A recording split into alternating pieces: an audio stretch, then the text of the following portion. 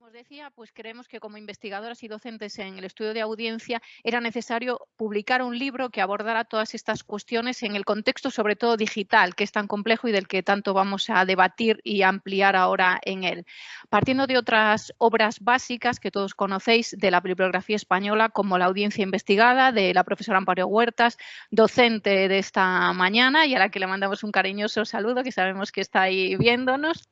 También otro libro del profesor Juan José Igartua, como es Audiencias y medios de comunicación, son libros clave en la materia, así como el de Investigar las audiencias, un análisis cualitativo de Javier Callejo.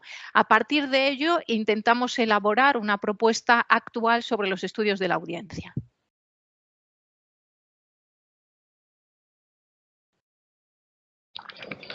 Bueno, buenas tardes a todos y yo continúo con la presentación que estaba iniciando mi compañera Natalia Quintas. El libro, para contar un poco los orígenes de este libro, nace precisamente de la convocatoria que hace la ICE de publicación de Readers, ¿no? Bueno, nosotros creemos que podría ser una buena oportunidad, viendo ese vacío que había editorial o la necesidad de actualizar ciertos conceptos en el contexto digital que tenemos en la actualidad, y nos ponemos en contacto con algunos autores, expertos, profesores de universidad, expertos en el campo de las audiencias, y desde aquí también les damos a todos ellos, a cada uno de ellos, las gracias por habernos dicho que sí, porque en realidad son los verdaderos protagonistas de este libro. Natalia y yo nos hemos dedicado a coordinarlos, pero son ellos los que, bueno, pues han cedido parte de su tiempo y de su sabiduría para conformar esta obra tan completa. Una vez en plena pandemia, esto nos coincide también en plena pandemia, elaboramos esta propuesta y la ICE, bueno, pues tuvo bien seleccionarla y considerar que podría ser publicada junto con GEDISA esta obra. Hemos de decir que todos los que están en el libro son grandes expertos de audiencia, pero no están todos. Quiero decir, se han quedado fuera de la obra algunos profesores que también saben mucho sobre el mundo de las audiencias, pero que por límite, obviamente, de capítulos y de extensión no nos fue posible contar con todos ellos. Entonces, que nadie se sienta, obviamente, rechazado, porque tenemos en mente a muchos de ellos que, bueno, por esas limitaciones que a veces nos marca la academia, nos ha sido imposible contar con todos ellos. Y muchos de esos compañeros pues están aquí seguramente hoy con nosotros y estuvieron hoy por la mañana. Entonces también darles un saludo y esperemos pues participar en otra obra conjunta. Contaros sin pretender abrumaros, ¿no? Pero sí contaros un poco de cómo se estructuró la obra. Es una obra que parte de un primer bloque en donde abordamos teorías y métodos de investigación de audiencias tras un prólogo de la presidenta de la Junta Directiva de la IC, Marga Ollero. Después seguiría una introducción del profesor mexicano Guillermo Orozco, que todos reconocéis, uno de los grandes expertos de audiencias en el continente latinoamericano. Le seguiría la profesora Amparo Huertas, que es la encargada de ese primer capítulo, en la que aborda la audiencia desde esa perspectiva de ciudadanía, también como público y como mercado, y desde de una perspectiva actual. Le seguiría Juan José Igartua, catedrático en la Universidad de Salamanca, que resume todos los conceptos o gran parte de los conceptos básicos de los procesos de recepción, así como de sus técnicas de investigación. En el tercer capítulo será Javier Callejo, al que hicimos referencia con anterioridad, en donde nos ofrece esa detallada explicación de las diferentes metodologías de investigación sobre audiencias.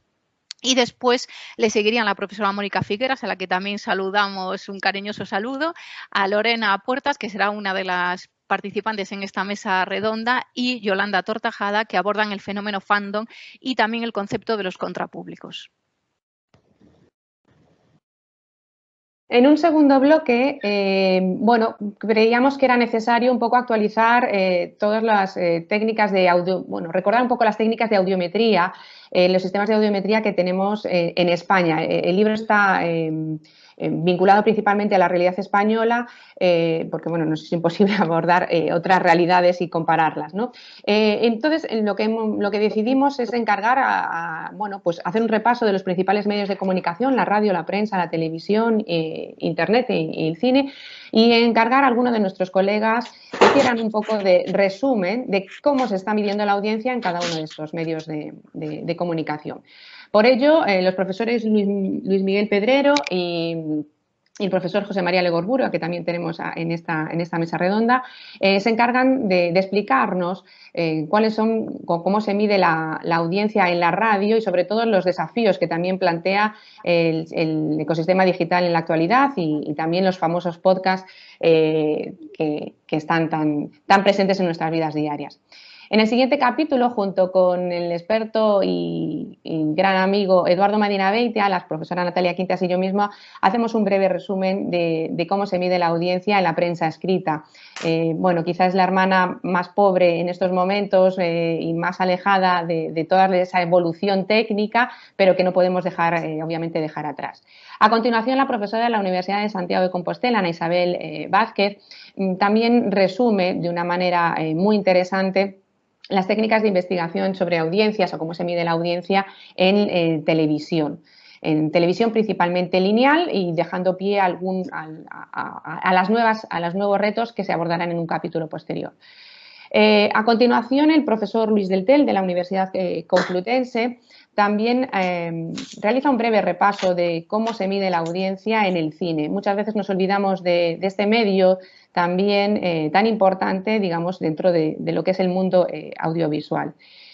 A continuación, la profesora Natalia Papí, aquí también presente y una de las artífices de esta jornada, junto con la profesora Marta Perlado, abordan uno de los temas más innovadores, digamos, porque es la medición de las audiencias, un ámbito un tanto pantanoso por la rapidez en la que cambian la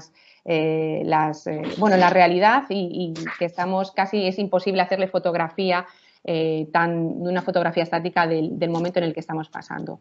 Y por último, el libro lo cierran los profesores Jorge Gallardo y Vanessa Rodríguez Breijo, que abordan cuáles son los desafíos más importantes en la medición de las audiencias en televisión, dado el panorama que tenemos en la actualidad, bueno, pues de OTTs, video on demand y bueno, todo ese ecosistema tan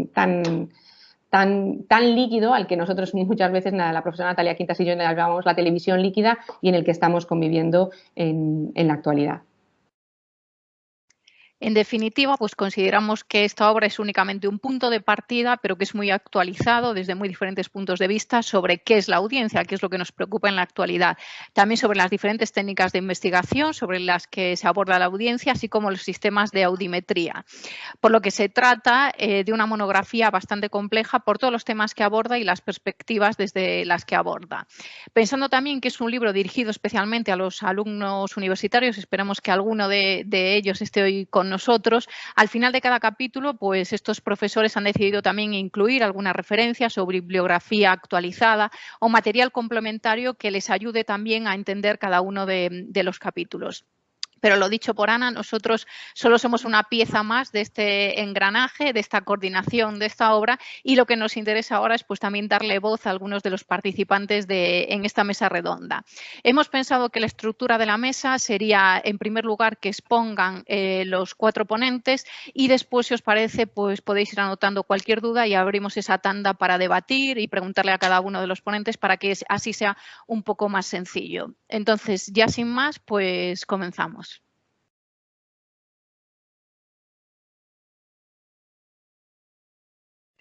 Muy bien, pues le damos la palabra a la profesora Lorena Gómez Puertas, junto con la profesora Mónica Figueras y también la profesora Yolanda Tortajada, es una de las autoras de ese capítulo al que la profesora Natalia Quintas aludía anteriormente. Lorena Gómez es doctora en Comunicación Social, es profesora del Departamento de Comunicación de la Universidad Pompeu Fabra, forma parte del grupo de investigación Medium, especializado en el estudio de la cultura mediática popular, y sus líneas de investigación se centran en las variables de género, juventud e inmigración, desde el análisis cualitativo de los discursos y la aplicación de metodologías participativas para explorar su recepción.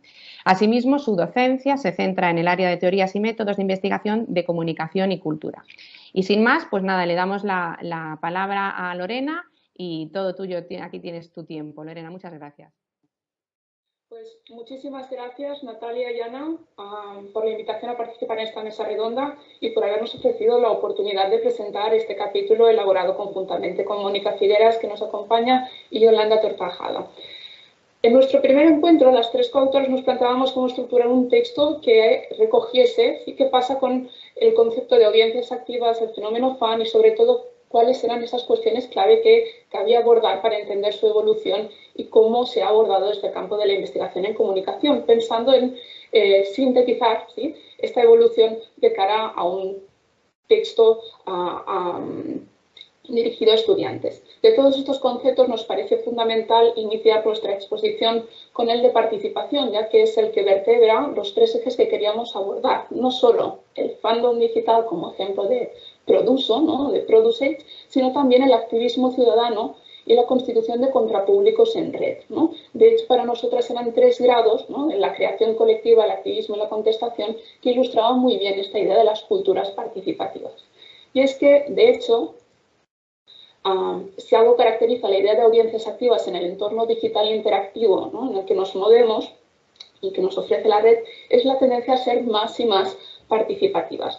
No hablamos ya de audiencias que solo interpretan los textos, sino que los modifican, los producen, los reproducen y nuevamente los discuten de manera conjunta. En cierto modo, ¿no?, muchos de estos autores que hemos ido revisando e incluyendo en el capítulo, lo que nos devuelven es un concepto de autoría colectiva propio, ¿sí?, de la cultura popular tradicional, y a un concepto también próximo al de públicos, ya que la red constituye, ¿sí?, un ágora de deliberación pública, ¿sí? Simplemente estas dos ideas se han trasladado al entorno digital. De hecho, si algo ha puesto de manifiesto aún más la pandemia, es esta necesidad que tenemos las personas de relacionarnos, ¿no?, de discutir y de consensuar nuestra vida en común, y cómo el potencial de la red lo permite, pero a su vez lo remodela, ¿no? Esto nos lleva a la idea de culturas cada vez más participativas, algo que ya nos decía Jenkins, recogiendo, ¿sí?, o extendiendo esta idea de la cultura de la convergencia. Por tanto, lo que hacemos es un pequeño repaso en este ecosistema mediático convergente, ¿no?, sobre estos conceptos básicos, la democratización en el uso de los medios, ¿no?, esta idea de que si algo no nos gusta, simplemente, ¿sí?, lo podemos cambiar, rehacer, proponer cambios, proponer alternativas, ¿no?, es un final de serie, una relación afectiva, un protagonismo que no nos acaba de agradar. Podemos también crear de cero, ¿sí?, sumando aportaciones en blogs, en foros, en wikis, y fomentando que esta inteligencia colectiva tenga un archivo online compartido, ¿no? Y ya tenemos asentada esta idea de consumo transmedia que nos permite interaccionar con los contenidos desde diferentes dispositivos simultáneamente y hacerlo en universos tan ricos, ¿no?, como estos que vemos en Marvel, en Star Wars, ¿no?, muy lejos de esta experiencia más sencilla, ¿sí?, de las producciones culturales de antaño. Lo que ha cambiado, como sabemos bien, es este modelo de negocio y también la relación con los usuarios. Ahora tenemos bienes digitales reutilizables que se nos integran en un flujo constante de intercambio, ¿sí?, en plataformas participativas y en redes sociales, y por tanto son propiedades comunitarias en uso. Esta idea de uso y de intercambio es la que nos recoge el concepto básico para nosotras, que es el de produso o producage, y que nos permite ir, ¿sí?, en los siguientes apartados del capítulo explorando cada uno de estos grados que os comentaba. En primer lugar, el fandom. ¿Por qué? Porque el fandom es una buena muestra, ¿no?, de estas comunidades interpretativas, ¿no?, o estas culturas participativas que la digitalización ha potenciado, ¿no? Si los fans ya sabíamos que se apropiaban, que resignificaban o que expandían las producciones culturales participando, ¿sí?, en una comunidad donde todos los miembros colaboran, cooperan y se autorregulan, ¿no?, desde la mentoría, desde la lectura compartida, desde la discusión, ¿no?, construyendo espacios de aprendizaje informal de lo más seguros, ¿no?, y confiables entre sí, porque todos los miembros de estas comunidades fan están unidos por un interés común. Esto, la digitalización, ¿no?, nos lo ha ampliado porque ha potenciado aún más la posibilidad de intercambio, de discusión, ¿no?, y ha ampliado las redes.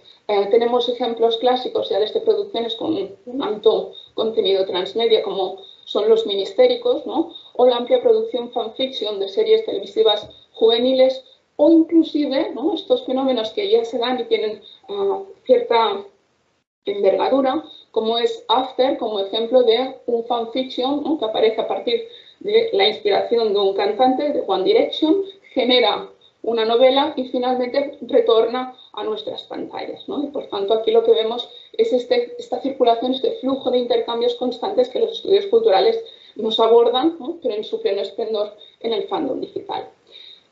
Desde los fan studies, ¿no?, El fandom ha sido también descrito como una subcultura de resistencia. ¿Por qué? Porque la negociación y oposición a los significados de estas producciones culturales permite articular protestas. Las más habituales, o aquellas de las que más solemos hablar, son aquellas que se dirigen contra productores y guionistas o contra las mismas celebridades por el desarrollo de las historias o el devenir de los personajes o determinadas acciones o discursos, pero sí que es significativo los cambios que se han ido produciendo en esta actividad de resistencia cuando la protesta es contra aquellos temas o aquellos discursos que se perciben como hegemónicos y que lo que se pretende denunciar es que están alterando la representación mediática. Esto ocurre sobre todo en variables de género, de raza o de sexualidad no heteronormativa. Movimientos como los que os he puesto aquí de ejemplo, con algunas imágenes, ya diríamos clásicas, como la crítica que se hace contra The Last Airbender, ¿no?, por el protagonismo racializado, posibilitan además visibilizar alternativas, ¿no? Y este flip, este pensamiento flexible, ¿no?, que permite de alguna manera las inversiones en género, en raza, por ejemplo, desde la comunidad fan en torno al fenómeno Harry Potter, trasladan progresivamente este cambio de sensibilidad que va recogiendo en paralelo la producción de las grandes corporaciones, ¿no? Y hay todo un debate sobre, por ejemplo, cómo Aquaman, ¿no?, pasa de es la figura que tenéis aquí arriba de todo, ¿no?, pasa este componente más racializado, más diverso en su representación. También imagino que conoceréis todas las campañas o gran parte de ellas en torno al colectivo LGTBI, ¿no? Los fans LGTBI merecen más, es algo que surge a partir de una gran reacción en contra de la desaparición, ¿no?, los finales trágicos de estos personajes lésbicos o bisexuales, etcétera, etcétera. Recordamos todos la muerte de Lexa en Los 100 y cómo se promueve, ¿no?, una serie de informes que lo que recogen son estos movimientos, ¿no?, activos ya incluso fuera, ¿sí?, del ámbito fandom sobre la desaparición, ¿sí?, o el maltrato a estos personajes. Incluso reacciones como el queerbaiting, ¿no?, esta idea de falsear ciertas relaciones no heteronormativas para atraer a un tipo de público, o la eclosión del slash fanfic, ¿no?, que son parte o manifestaciones de estas acciones de resistencia que cada vez ponen más en evidencia que lo que hay aquí es una audiencia activa que piensa y actúa como público y que, gracias a la digitalización, puede trasladar, ¿sí?, estas acciones a marcos de colaboración o de contestación ciudadana.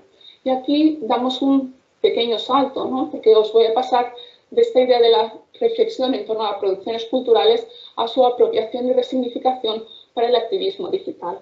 Algunos de estos ejemplos, como las iniciativas del proyecto Trevor contra el suicidio del colectivo LGTBI o las clásicas campañas de las comunidades fan en torno a Harry Potter o la visibilización de la desigualdad, a partir de los Juegos del Hambre, esta ficción, este gran éxito de la ficción juvenil, ¿no?, la apropiación de gestos, ¿no?, como el signo de los 3 dedos alzados en el sinsajo en manifestaciones, expresiones como Drag Race, Winter is not coming, ¿no?, en ciertas manifestaciones públicas, canciones como el Bella Ciao, vestimentas como el cuento de la criada, para unificar simbólicamente las protestas que se están trasladando a la calle aplicadas a la realidad social, a las problemáticas sociales, ¿no? Y esto está fomentando un tipo de activismo digital que trasciende estos universos de producción cultural y pone en evidencia esta actividad intensa,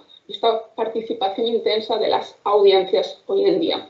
En cuanto a la movilización juvenil, en el libro os invitamos a seguir explorando esta línea de trabajo a partir del concepto de esfera pública de la imaginación que acuñan tanto Jenkins como Setova y trabaja esta idea de la evocación de las etnografías de futuro, del trabajo con los más jóvenes en la reinvención de su futuro a partir de los imaginarios compartidos en comunidad. Aunque cuando hablamos, como os decía, de activismo, la participación ciudadana, disculpad, ¿sí?, va más allá de estos universos simbólicos de la producción cultural y hablamos de comunicación para el cambio social que basa, ¿sí?, sus actividades más recientes sobre todo en la recuperación de este ejercicio de derecho a la comunicación y a la información. Lo hemos visto en las comunidades de la comunicación alternativa, en estas comunidades que generan radios, fanzines, ¿no? En las grandes movilizaciones de los últimos años en las que la juventud ha tenido un amplio protagonismo, dadas las competencias digitales transmedias que les permiten autorrepresentarse, pero también articular demandas, exigir una verdad alternativa a los medios, ¿no? Lo hemos visto también en estos debates de desconfianza de los medios, ¿no? De desvinculación generacional de una comunicación más convencional, ¿no?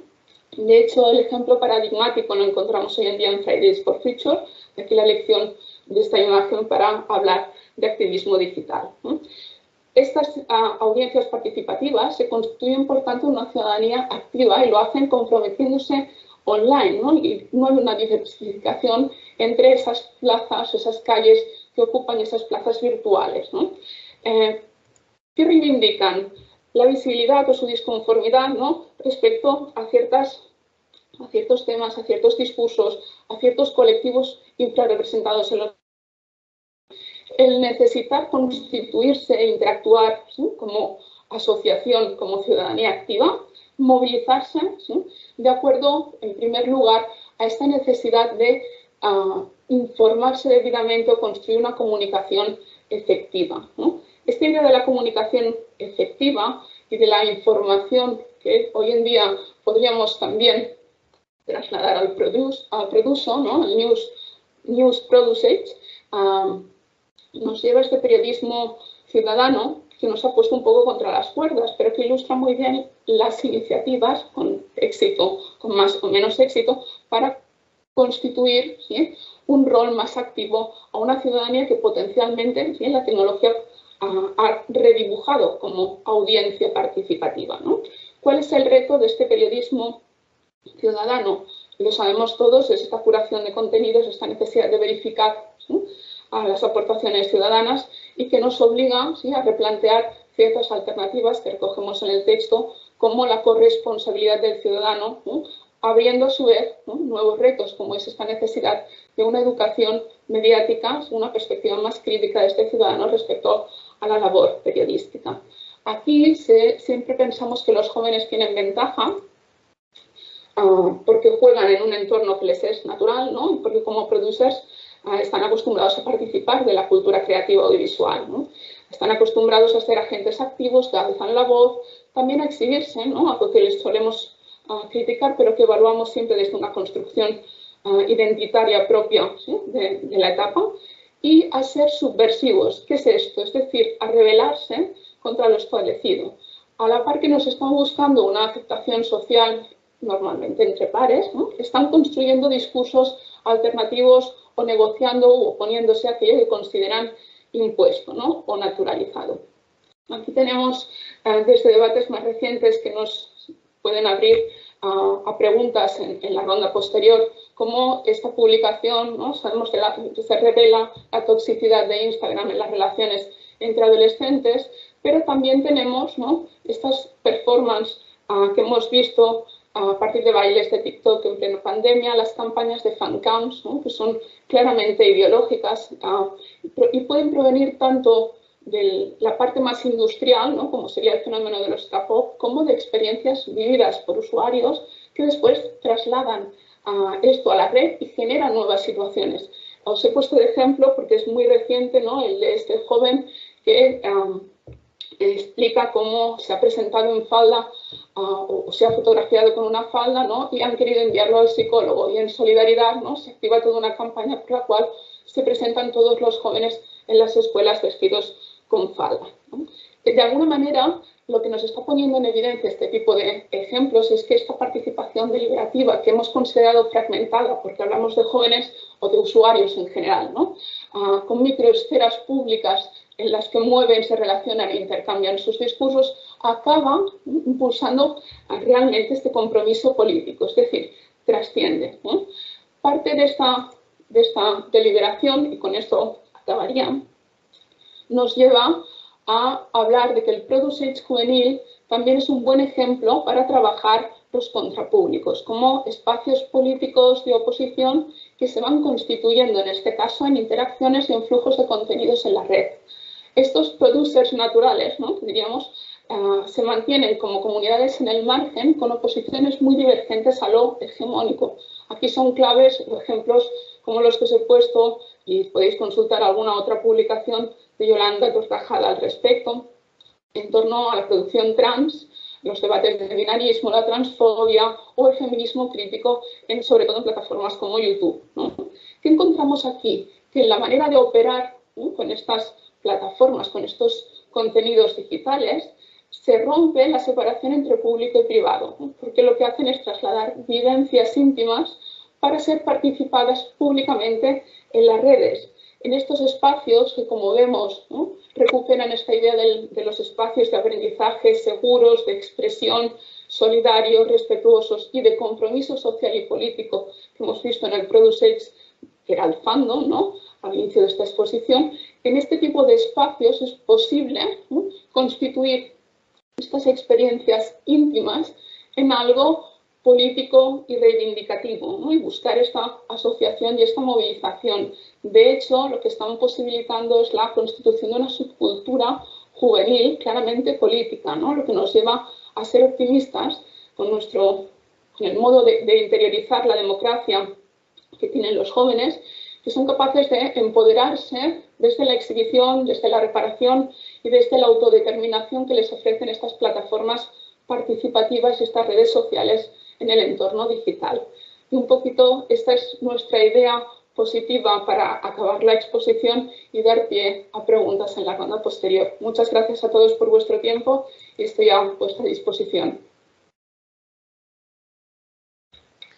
Muchas gracias, Lorena. Muy interesante ese resumen y sobre todo muy actual con nuestra realidad de estar viendo el periódico, todas las noticias todos los días y nuestro contexto, ¿no?, de estar con los jóvenes y su labor de activismo digital. Muchas gracias. Gracias a vosotros. Muchas gracias, Lorena. Pues ahora continuamos con el profesor José María Legorburu de la Universidad San Pablo CEU. Él es doctor en Ciencias de la Información, es profesor titular de radio y podcast en la Facultad de Humanidades y Ciencias de la Comunicación de la misma universidad y también imparte docencia en el Máster de Periodismo del Mundo y también en el de radio en COPE. Además, como muchos lo conocéis, participa en proyectos de investigación, en múltiples proyectos de investigación y es autor de numerosas publicaciones científicas y fue editor de los servicios informativos de Onda Cero. Pues es un placer hoy fue un placer tenerlo en el libro y es hoy un placer pues escucharlo. Cuando quieras, José María, gracias. Sí, buenas tardes, es la verdad una alegría participar en esta jornada organizada por la AEIC y por los admirados colegas de la Universidad de Alicante y es un placer poder presentar el capítulo y reflexionar sobre él porque hemos disfrutado mucho escribiéndolo, el profesor Pedrero y yo, y sobre todo porque hasta ahora nos había trabajado demasiado la medición del audio online y offline. Y estamos muy agradecidos, la verdad, a las editoras por otorgarnos su confianza para hacernos cargo de él.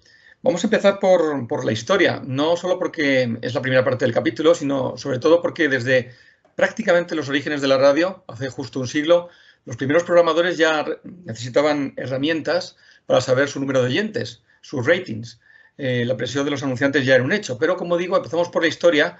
Siempre me acuerdo del chiste de vamos a hablar de la Guerra de los 100 años el primer día a las 6 de la mañana. No se trata de eso, vamos a intentar hacerlo bastante más ligero, pero sí empezar por la historia porque fue entonces cuando comenzó el análisis de audiencias de la radio y también fue el origen de la medición para el resto de los medios de comunicación electrónicos. De hecho, hoy las audiencias siguen analizándose prácticamente con los mismos métodos modernizados, pero desarrollados en los años 20, 30 y 40 del siglo pasado. De hecho, distintos autores consideran que el análisis de audiencias de la radio se constituyó en esos años como la punta de lanza de la sociología de la comunicación de masas en todo el mundo.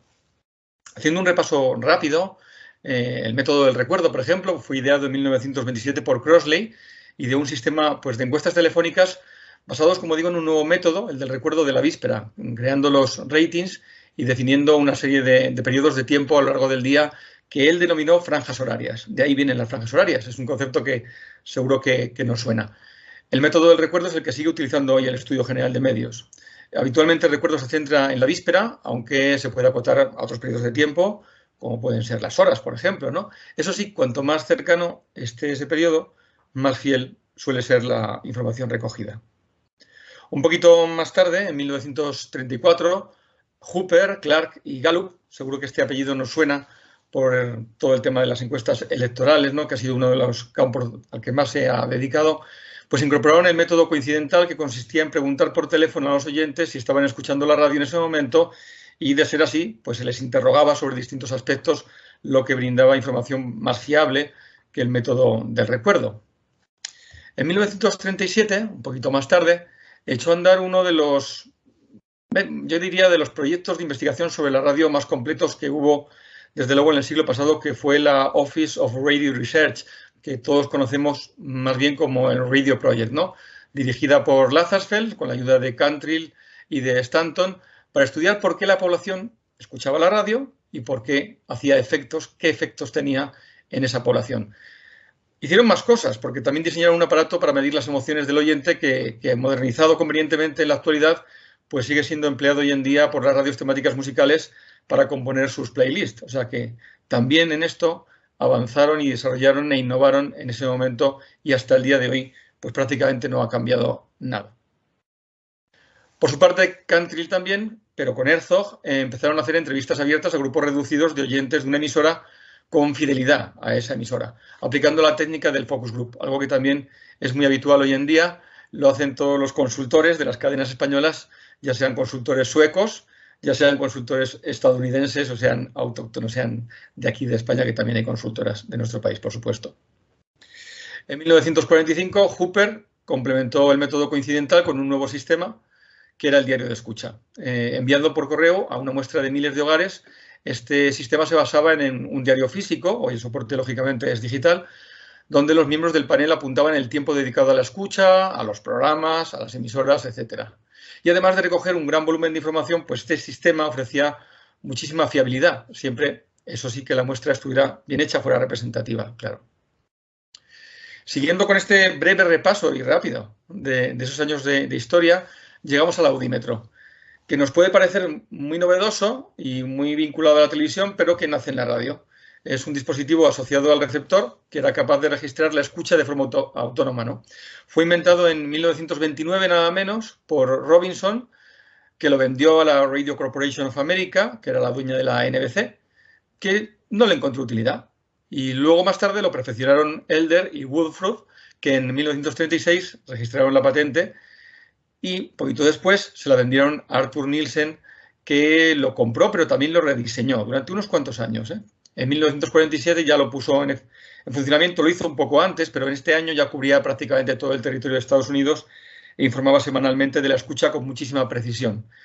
De este modo, pues Nielsen se hizo con la medición de audiencia en Estados Unidos hasta 1964. ¿Y por qué hasta ese año? Porque, de hecho, compró la empresa de su competidor, Hooper. ¿Pero por qué hasta ese año?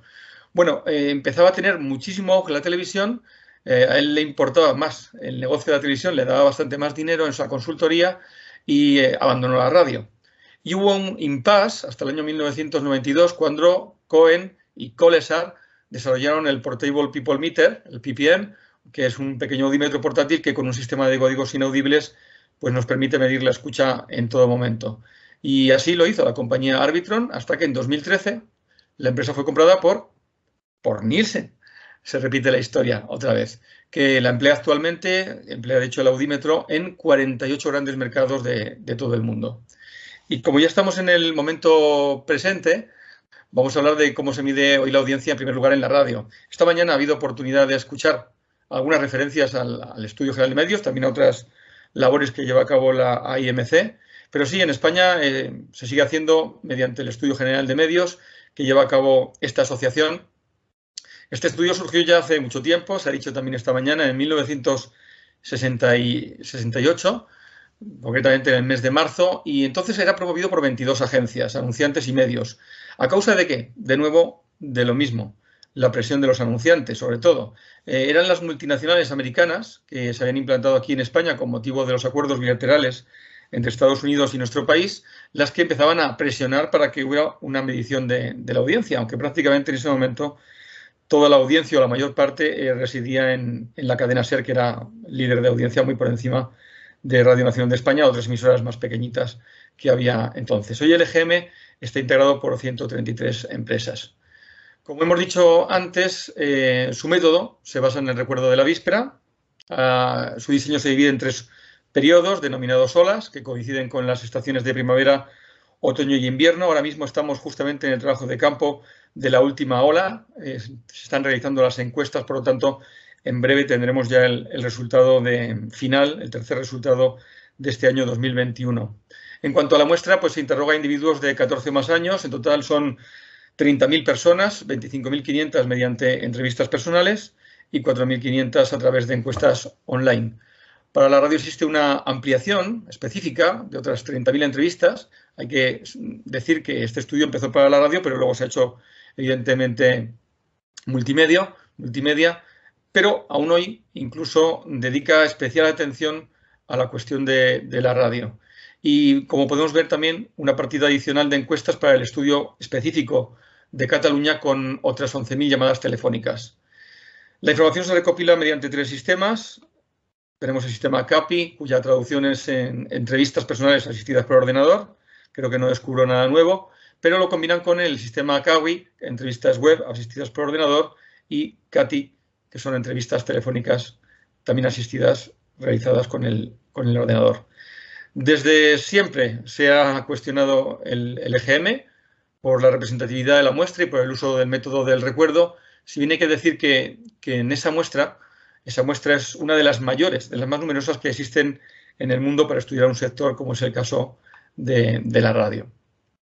Y vamos ya a fijarnos en lo más novedoso del capítulo, que es la medición del consumo de audio en el entorno digital. Hay que decir que existen diversos estudios que analizan fundamentalmente a nivel global, no por emisoras, no por plataformas, no por podcasts, la audiencia en estos momentos, ¿no? Son, digamos que, referencias para conocer el desarrollo que tiene esta vía de distribución. A finales del siglo pasado fue la IMC, de nuevo, la que puso en marcha el primer estudio, la encuesta a usuarios de Internet, también conocida como navegantes en la red, que incluía e incluye preguntas específicas sobre el audio online y offline. Otro de los estudios también de la IMC es el Q-Panel, ¿no?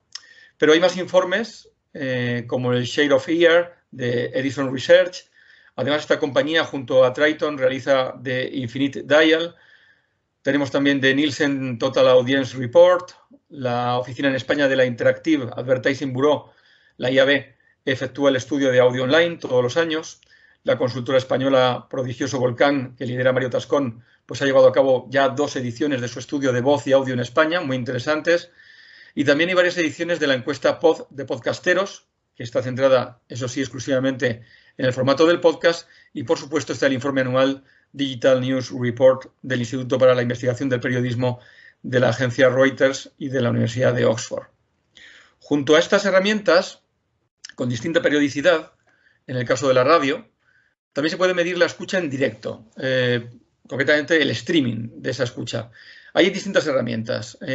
Muestro algunas de ellas: Adobe Analytics, Chartbeat, Google Analytics, Nielsen Audio, Triton o las españolas Flumotion y VoiceUp. La verdad que son útiles para conocer en tiempo real el número de oyentes conectados, también su ubicación geográfica, el tiempo de escucha, saber desde qué dispositivo lo hacen, no solamente dispositivo, sino desde qué red social o de mensajería o desde qué app están accediendo en ese momento a la escucha. La verdad que las he visto funcionar en tiempo real, concretamente he tenido oportunidad de verlo en COPE y son verdaderamente útiles, sobre todo para apreciar las tendencias en ese momento preciso. También quedan guardados los datos y se pueden revisar luego, lógicamente, y resultados en momentos concretos, ya que el EGM es cuatrimestral. No sabemos qué ocurrió en un programa especial que se hizo en una hora concreta, un día exacto, sino en esa franja horaria durante esos 4 meses. Bien, pues con estas herramientas, solamente en lo que al streaming se refiere, no a la emisión en onda media, en FM, evidentemente, sí podemos conocer cuál es el cambio que se produce, la inflexión que se produce en la audiencia. En el caso de COPE, concretamente, en el momento que estaba viéndolo en el despacho de la persona que me lo mostraba, pues se producía la entrada en ese momento de los deportes con Manuel Lama, ¿no? Y la verdad que es que la curva en ese momento crecía de una forma exponencial de la gente que estaba escuchando en ese momento la radio online. Lo curioso es que, aunque resulta esencial para el desarrollo del negocio de la industria radiofónica, aún no dispone de un sistema unificado para medir la audiencia online en su conjunto, como hace el Estudio General de Medios. Lo que sí se mide es el número de visitantes únicos de las webs de las emisoras. Así lo venía haciendo la multinacional Comscore, aunque en los últimos tiempos pues, se venían cuestionando por algunos medios de comunicación, algunos grupos, sus registros. De hecho, recientemente pues, esta medición ha sido adjudicada, ha sido modificada, la adjudicación por parte de la IMC y de la Oficina en España de la IAB a otra multinacional, que en este caso es GFK, que es la que va a estudiar este punto de vista. Hablamos del mundo del podcast, que no olvidemos que está en pleno desarrollo. Es verdad que se creó en 2021, pero son los últimos 6 años en los que ha eclosionado y actualmente quizá vive uno de los momentos más importantes en su historia. Pues hay informes generales, como los que ya mencionábamos, Navegantes en la Red, QPanel de la IMC, el estudio de audio online de IAB, Prodigioso Volcán, Podcasteros, Reuters, y también uno específico que se titula The Podcast Consumer de Edison Research. Quizá este es el más completo a nivel general. Y de esta forma, para conocer los rankings concretos, nos encontramos con pocas referencias que son procedentes sobre todo de clasificaciones propias de los agregadores y de las plataformas o de alguna consultora como las que vemos ahí, ¿no?, que adolecen en general de falta de transparencia. No sabemos muy bien cómo obtienen o de qué forma crean esos rankings.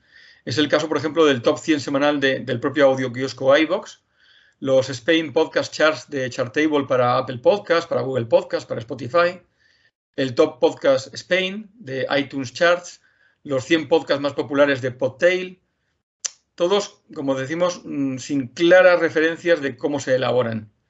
Sí, en cambio, hay rankings de Triton Digital de los 100 podcasts más escuchados en Estados Unidos, en Australia, en Países Bajos y en Latinoamérica. Aquí sí que hay una relación de podcasts concretos con su nombre, con su productora o la emisora de radio que lo emite y luego lo deja en el repositorio, donde podemos encontrar los 100 más importantes en cada uno de estos mercados.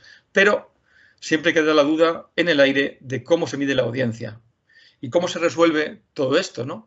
Porque de un tiempo a esta parte se suceden los esfuerzos por conseguir un sistema de medición fiable. Estas iniciativas se están enfrentando a una dificultad, podemos decir, inherente al propio formato, pues al medirlo se entrecruzan 3 conceptos. El primer concepto sería la descarga, el segundo la escucha y el oyente. La descarga se refiere a si el dispositivo empleado por el usuario ha bajado el archivo de audio, efectivamente. El segundo, la escucha, indica si ese archivo ha llegado a reproducirse y en qué medida ha sido escuchado. Y por último, en lo referido al oyente, se trata de determinar cuántas personas han podido escuchar ese audio.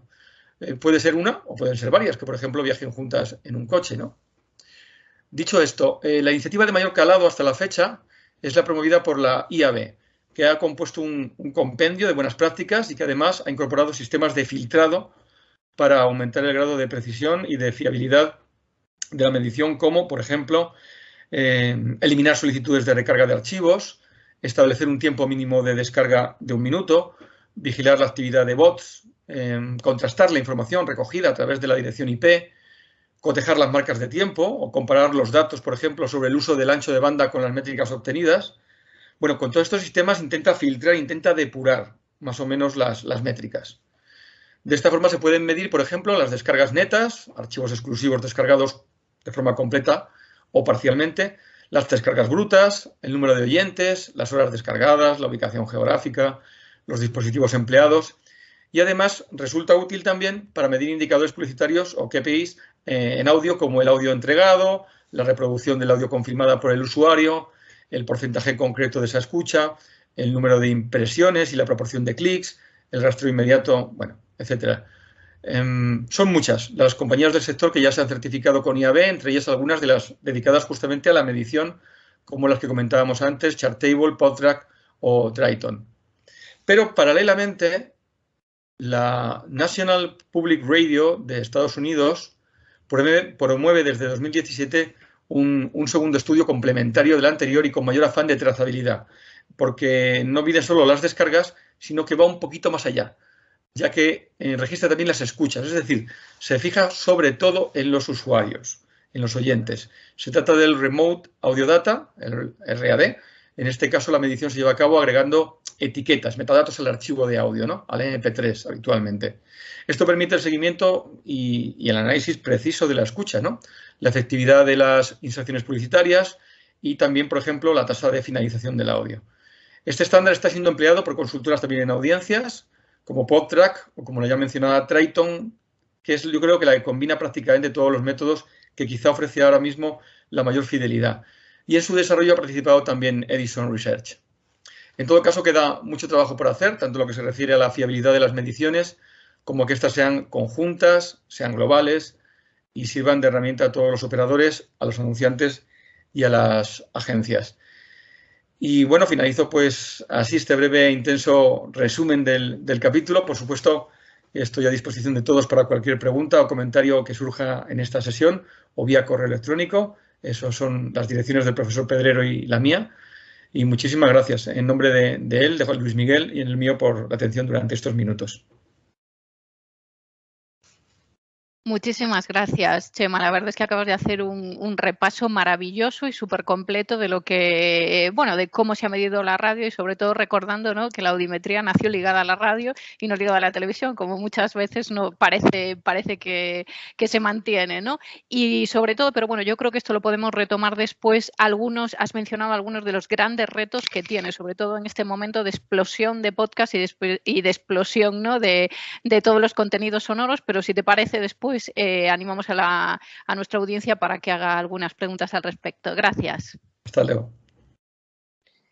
Muy bien, pues nada, continuamos con la presentación del profesor Jorge Gallardo. No ha podido estar aquí, bueno, porque le ha surgido un inconveniente de última hora, pero nos ha mandado obviamente un vídeo, una presentación que intentaré mostrar a continuación.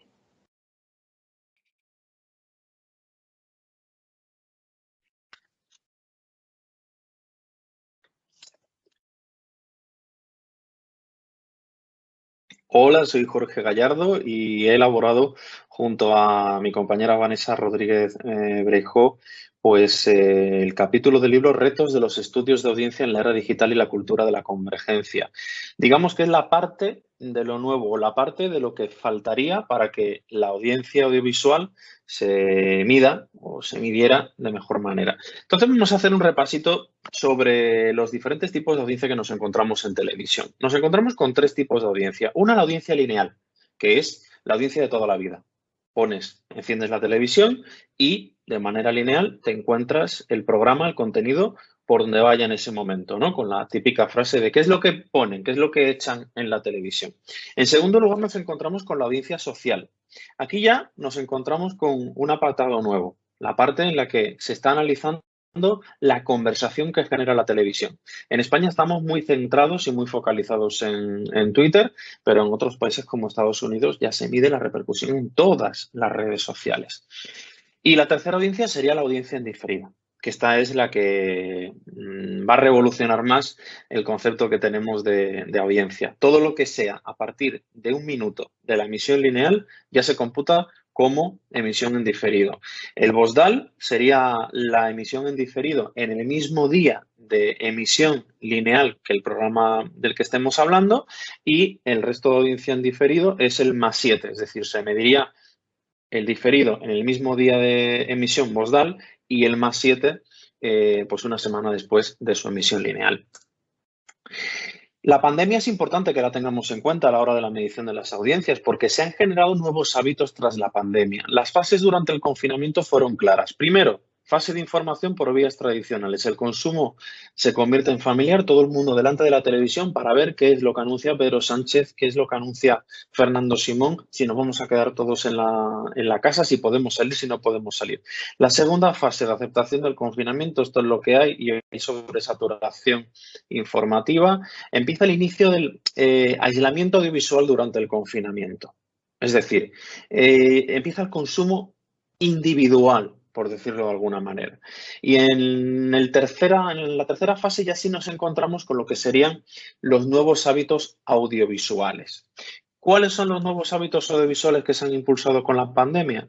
Pues el fútbol llega a las redes sociales llega a una red social tan popular como puede ser Twitch. Se empieza a plantear el debate de si los eSports, los chicos jugando o las chicas jugando a videojuegos, si eso se puede retransmitir y puede generar realmente una audiencia. Es decir, empieza a surgir una alternativa a la liga tradicional de fútbol. Y en tercer lugar, se pone en duda ya si el cine va a volver con o sin pandemia a lo que era antes, ¿no? Nos encontramos con estrenos de películas en plataformas de pago a través de streaming. Entonces, ¿qué nuevos hábitos audiovisuales se han ido produciendo? Pues durante la pandemia se han potenciado las redes sociales de vídeos móviles como TikTok o Twitch, batiendo récords de inscripciones y de consumo, y se potencian las plataformas de vídeo existentes como Netflix y llegan nuevas. Disney Plus llegó a nuestras vidas en plena pandemia y obtuvo récord de suscripciones, superando las expectativas de la propia Disney. Y luego, bueno, pues en breves llega a España HBO Max, se espera también Paramount Plus, es decir, esto no ha cambiado. O sea, todavía no ha cambiado del todo el panorama de la oferta con la que nos vamos a encontrar.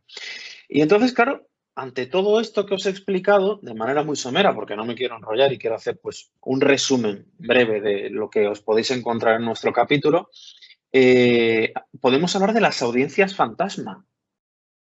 ¿Y dónde está esta audiencia fantasma que no se está midiendo? Pues las otras pantallas.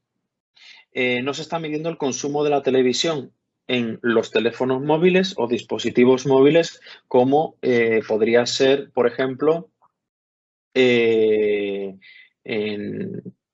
ordenador portátil desde el que estoy hablando. Si consumo ahí una serie, eso no se está midiendo. El vídeo en redes sociales o webs procedentes de la televisión tradicional tampoco se está midiendo. Nos planteamos la pregunta de si se acaba la medición en diferido a la semana, a los 7 días, ¿qué se está midiendo a partir de esa semana? Cuando hay estudios que además hemos publicado en la Universidad Camilo José Cela que demuestran que el consumo infantil no decrece cuando pasa una semana. Es decir, a los niños les da igual que se haya emitido antes o después un contenido. No se desgasta el contenido infantil. ¿Dónde está esa audiencia a partir de la semana? Esa audiencia en diferido. Y los consumos en plataformas como Netflix, Amazon, HBO Max, Disney Plus, que son datos que no se están midiendo porque no se estima que sea televisión. Es decir, la empresa Kantar Media, que se dedica a medir la audiencia de la televisión, no lo computa porque no es televisión. No congrega de manera simultánea a gente viendo un contenido determinado, al menos de manera síncrona. Bueno, pues ya veis que hay muchos fantasmas, hay mucha audiencia que se está perdiendo y no se está midiendo. Y los retos de las OTT, las plataformas como Netflix, pues son claves.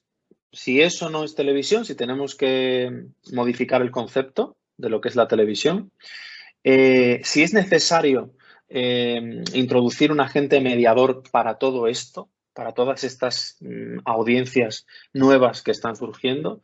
Y esta pregunta que, bueno, está relacionada con la anterior, ¿por qué no se mide el consumo de Netflix en España cuando en Estados Unidos Nielsen sí que la está midiendo? A pesar de que Netflix dice que los datos no se corresponden con la realidad, pero ya lo está midiendo un agente, un elemento externo, y no nos tenemos que creer los datos que nos está dando Netflix. Y se está produciendo, por tanto, una eclosión de modelos audiovisuales en Internet, ¿no?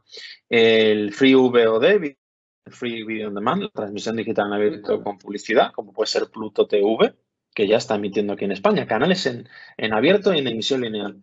El Subscription Video on Demand, que es la suscripción sin publicidad, el caso de Netflix, y hay más opciones, Advertising Video on Demand, Transactional Video on Demand, es decir, nos encontramos ya con diferentes modelos de oferta audiovisual.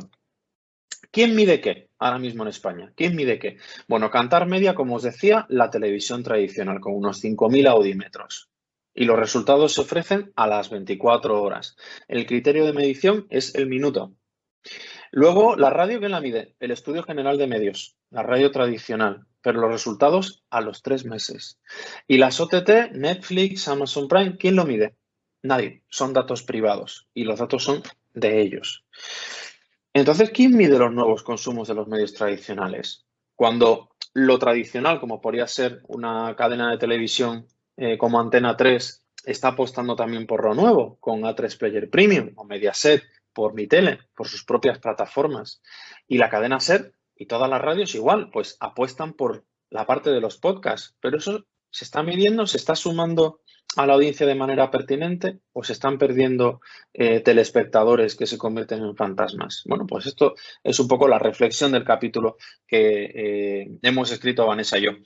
Y el reto de la audiencia híbrida, ¿no? Que es un poco medir un poquito de todo y dar un resultado. Bueno, pues a lo mejor lo encontramos a partir de enero, que Comscore deja de ser la que va a empezar a medir la audiencia en Internet y nos ofrece un panel de individuos donde se va a ver el comportamiento de cada individuo y vamos a ir un poco de los usuarios únicos, la suma de usuarios únicos por páginas web y un poco vamos a fijarnos en este panel de individuos y su comportamiento, que va a ser la alemana GfK la que se va a encargar de esta medición.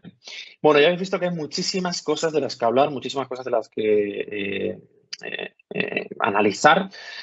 Lo intentamos contar en el capítulo de este libro que, bueno, yo os agradezco muchísimo a las autoras que hayáis contado con nosotros porque además nos solemos pisar, porque a mí me gusta mucho investigar sobre audiencia en diferido, que hay muy poquito escrito, pero las compañeras, las autoras coordinadoras también escriben sobre esto y es un placer, y sobre la audiencia social. Y es un placer que en este libro pues hayamos coincidido un montón de académicos y de profesionales que todos saben muchísimo más que yo, por supuesto. Así que nada, un saludo a todos y a todas y estamos en contacto. Continuamos con la última ponente, que es Marta Perlado. Natalia, no sé si la quieres presentar tú. Sí, perfecto. Pues terminamos ya la mesa redonda con Marta Perlado, que es doctora en Ciencias de la Información por la Universidad Complutense, que actualmente es la decana de la Facultad de Comunicación y Artes de esa universidad y donde además imparte materias relacionadas con estructura de la publicidad, investigación de audiencias y planificación de medios. Pues muchas gracias, Marta, cuando quieras. Muy bien, bueno, perdonar, disculparme en primer lugar porque antes me he metido en el final de la exposición de José María, así que te pido disculpas, José María, lo has hecho estupendamente y hemos aprendido todos mucho de la medición de radio, igual que con Lorena y el resto de compañeros. Bueno, lo primero que quería era agradecer a Natalia y a Ana González Neira el que me hayan invitado a participar en este libro coral, que yo creo que era absolutamente necesario. Evidentemente tengo que agradecer mucho más a Natalia Papi, mi querida Natalia, con la que comparto muchas cosas y a la que admiro muchísimo y bueno, tengo la suerte de tener cierta amistad y que me haya dicho, oye, en su momento incorpórate a este libro, yo creo que va a estar muy bien y vamos a hablar de Internet. Claro, cuando me dijo lo de Internet ya no me pareció tan atractivo porque dije, Dios mío, ¿en qué lío nos vamos a meter?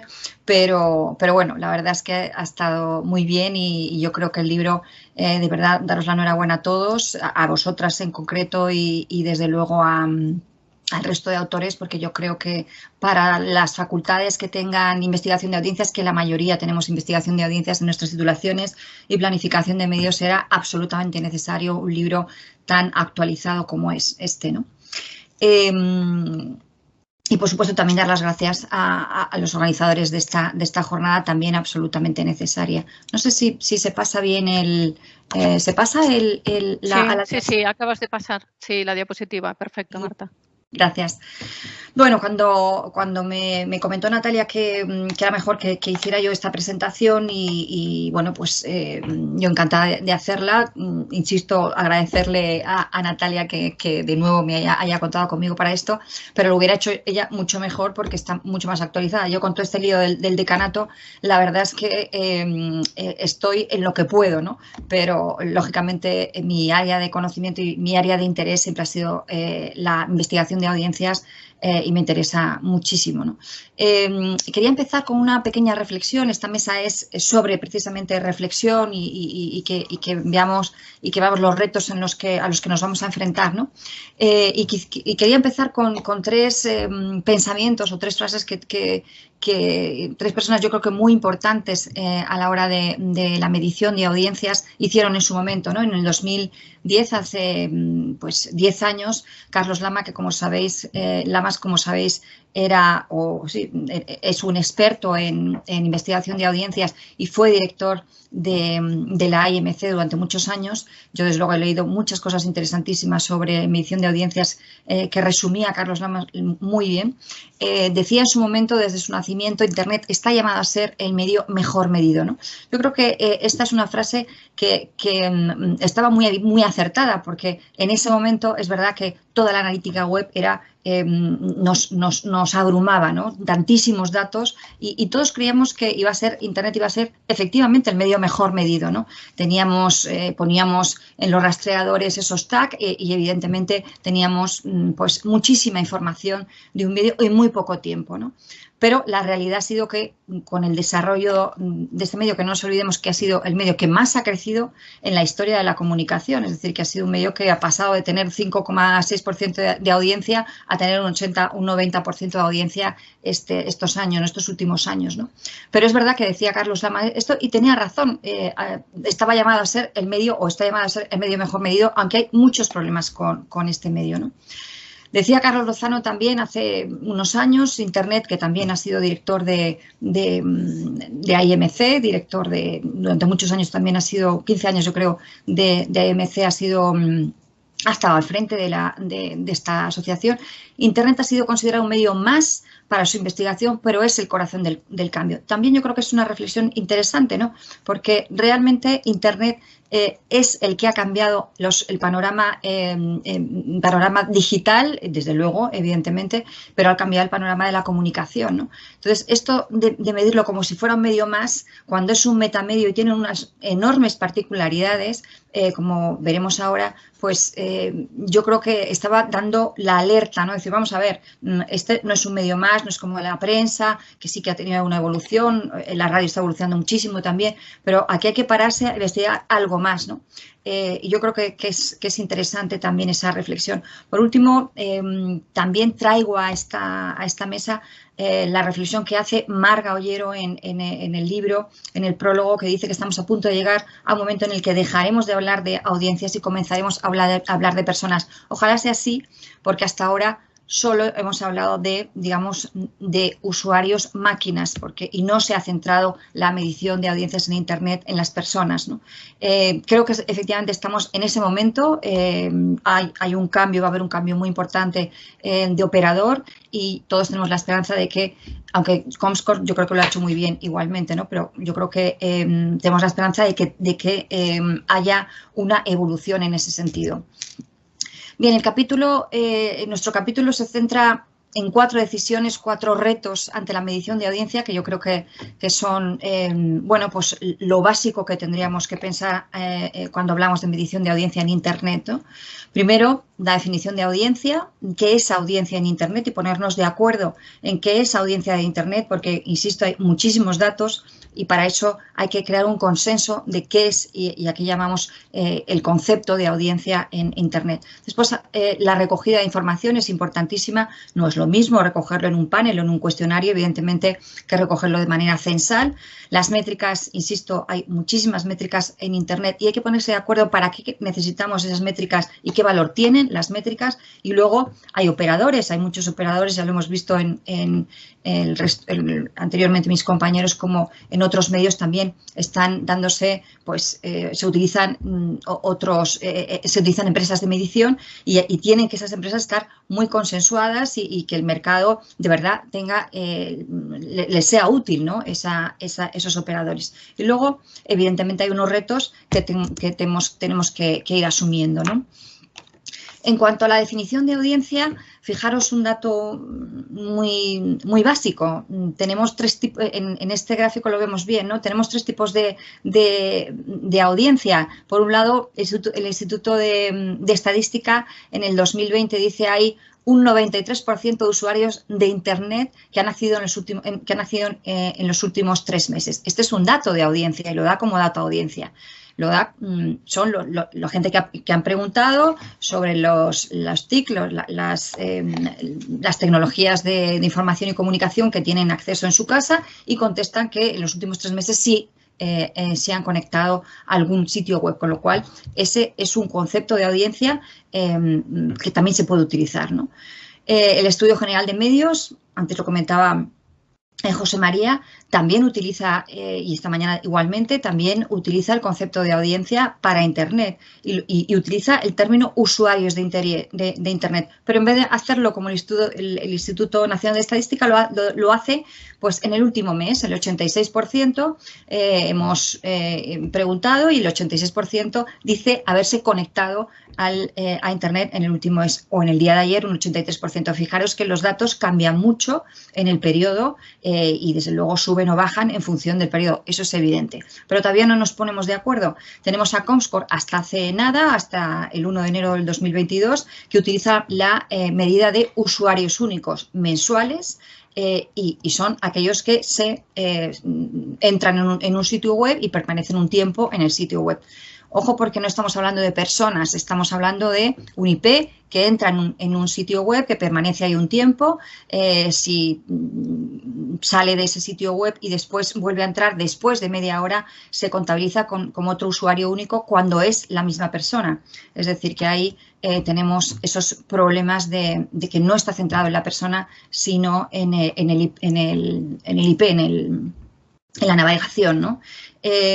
Tenemos, bueno, ya hemos hablado que dentro de nada tendremos a la empresa alemana GfK y bueno, pues veremos a ver cómo lo va a medir. Yo creo que va a ser un adelanto y siempre, bueno, hay que confiar en que esos retos y esas dificultades que ha habido con Comscore podamos ir resolviéndolas con otro medidor, ¿no? Decíamos antes la recogida de información, pues también aquí hay que pensar, y esta es una decisión importante, con qué información nos quedamos en función de la recogida, ¿no? Y ahí tenemos tres tipos de recogida de información. Tenemos una información activa, donde simplemente se les pregunta a los individuos por su exposición a los medios, cómo hace el cuestionario del Estudio General de Medios, como cualquier panel que le puede preguntar a la audiencia, a los individuos sobre su exposición habitual. Y evidentemente ese es un sistema. Existe la medición censal, que la conocemos todos, que es el rastreo de navegación, que lo utiliza Amazon y Google Analytics, y que hasta ahora ha sido muy complementario también con otras medidas como el panel que ha utilizado Comscore, que estaba, ya sabéis que el panel de Comscore era el panel y una medición censal complementaria, una medición híbrida, y GfK, que lo que hará parece ser un panel pasivo, single source, con un software y una medición censal, ¿no? Estas son las distintas formas de recogida de información. Tenemos otro problema añadido, que es el de las métricas, como decía al principio.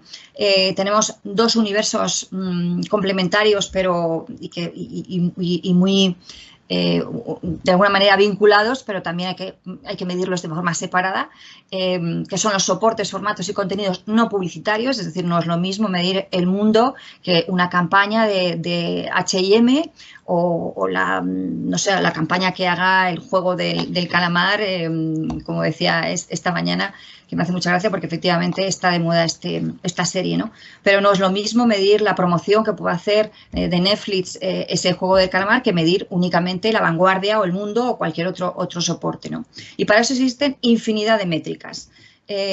Seguimos con esos usuarios únicos, pero deberíamos de saber cuál es la cobertura de esa campaña en términos absolutos, en porcentajes, como ocurre con otros medios, y por dispositivos, es decir, saber cuántos están accediendo en móvil y cuántos están accediendo en soporte desktop. Tendríamos que tener la frecuencia media de contactos, el tiempo de consumo medio, es decir, todas las métricas que se puedan utilizar también en otros medios de comunicación y que nos tienen que servir de utilidad también en Internet, ¿no?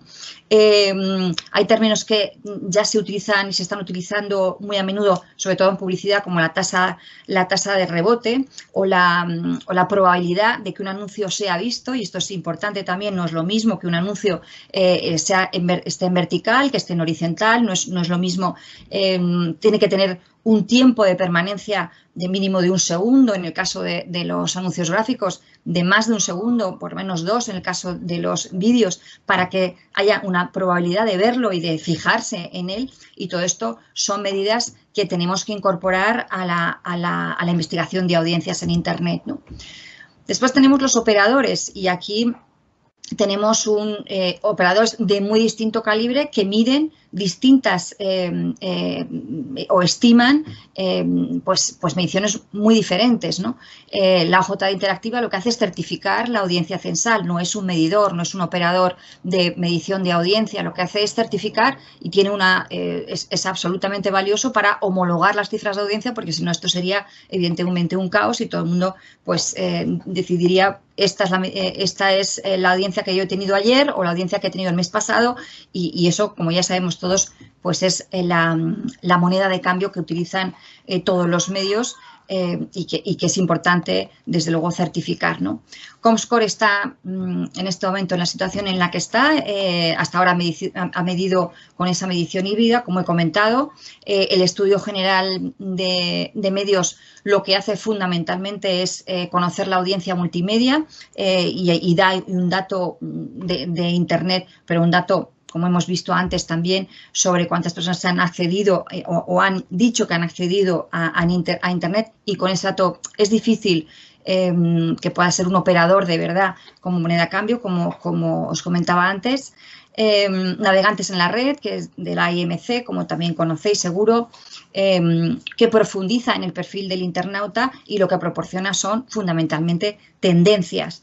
No es un medidor, lo que proporciona son tendencias, pero es absolutamente complementario con Comscore o con GFK, es decir, que todas estas organizaciones vamos a tener que trabajar con ellas, y trabajamos con ellas para distintos momentos, ¿no? Y luego es importante también la medición social. La medición social que en este momento lo que mide Kantar Social TV Rating es pues el eco que está dejando un programa de televisión. Eso en gente joven pues también es interesante. Yo creo que la audiencia social es una audiencia una audiencia más de calidad, y tenemos que medir esa audiencia social no como cantidad, sino como si tiene éxito un programa de televisión, y esto sí que lo está midiendo, bueno, pues con si produce ese engagement, y yo creo que también es muy complementario a esa audiencia que pueda dar GFK, ¿no? Y yo creo que nos enfrentamos a retos, y esto es la parte quizá más interesante, ¿no? Que nuestro capítulo está algo más, mucho más ampliado, desde luego, pero que es importante que reflexionemos en qué momento estamos, ¿no? Hay tenemos, por un lado, algunas debilidades, ¿no? Hay una desigualdad de métricas entre empresas, porque no es que no se pongan de acuerdo, pero utilizan distintos objetivos, distintos KPIs y objetivos en cada caso. No es lo mismo, como digo, medir soportes que medir campañas. Hay una descomposición de paneles. Vivimos en la era del móvil, y lógicamente tenemos que hacer mucho hincapié en el móvil y en todo lo que se llaman dispositivos móviles, y no tanto en otros dispositivos que ya se están utilizando quizá menos. Yo creo que le damos idéntico valor, o creemos que le damos idéntico valor de impacto cuando hablamos de usuarios únicos, cuando realmente hay que saber que es importante la fidelidad frente a la cantidad. No es lo mismo una persona que habitualmente se lee las noticias en El Mundo, por ejemplo, o en El País, o etcétera, y es un usuario habitual, que uno que esporádicamente, pues de casualidad, se ha expuesto a este medio, ¿no? Y como eso hay miles de casos, ¿no? Por lo tanto, yo creo que tendríamos que ir hacia un dato más cualitativo que solamente cuantitativo, ¿no?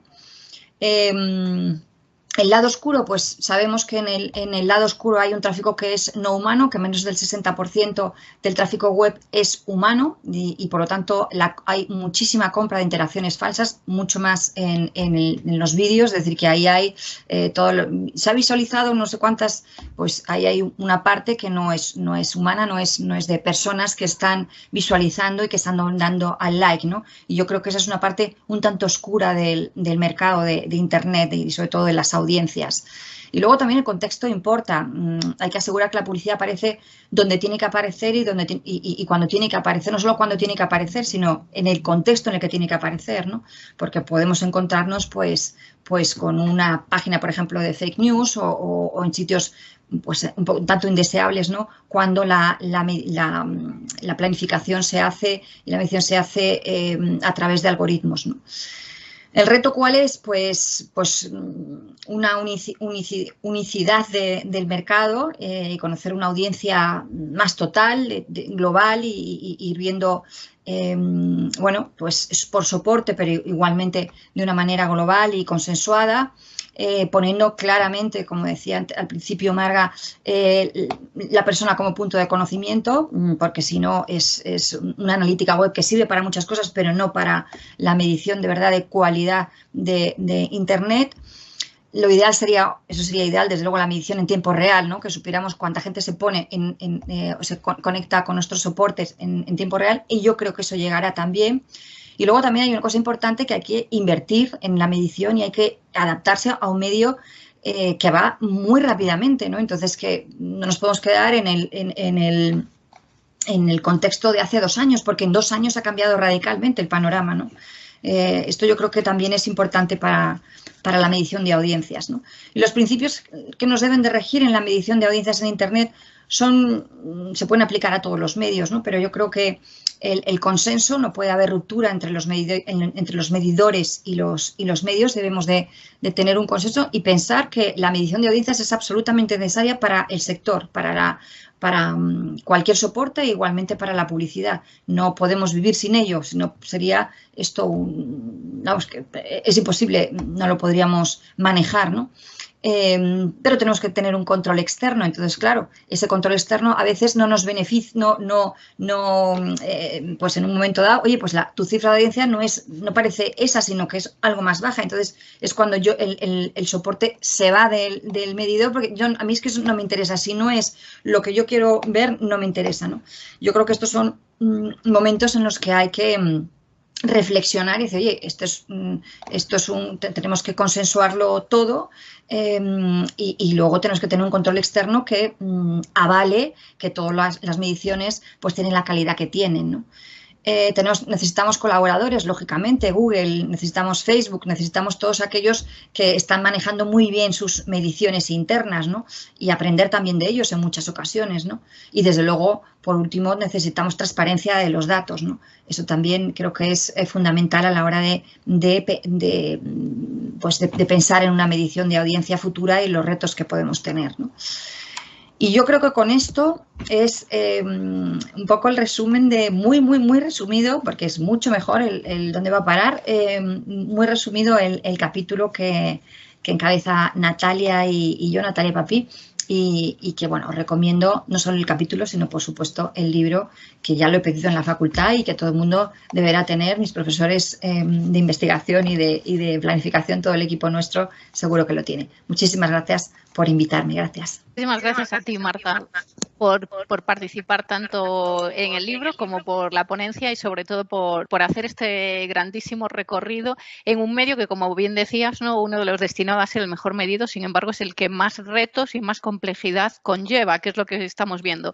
Entonces, pues nada, muchas gracias por todo. Gracias a vosotras. Muy bien, pues después de esta interesantísima exposición de 4 de los participantes, obviamente el resto de los capítulos también son igual de interesantes que el resumen de los que hemos escuchado, o sea que os invitamos al resto también a que conozcáis el resto de los capítulos. Abrimos la ronda de preguntas, de comentarios, de dudas, de sugerencias. Si alguno de los que estáis aquí presentes queréis lanzar alguna de ellas.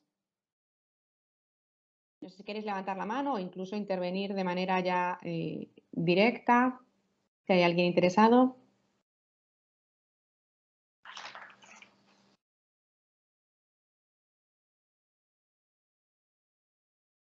¿Nadie se anima? La audiencia es tímida al principio, entonces podemos romper tú y yo el hielo, Ana.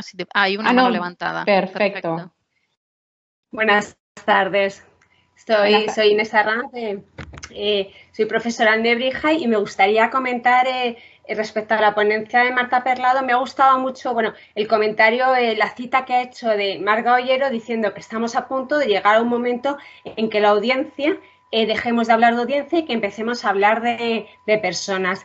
Esto yo creo que ha sido, uno de los puntos fuertes o lo que nos está vendiendo o indicando GFK, que en el momento que empiece la medición digital en el mes de enero, si lo consiguen con las dificultades que están teniendo ahora, es lo que intentan hacer.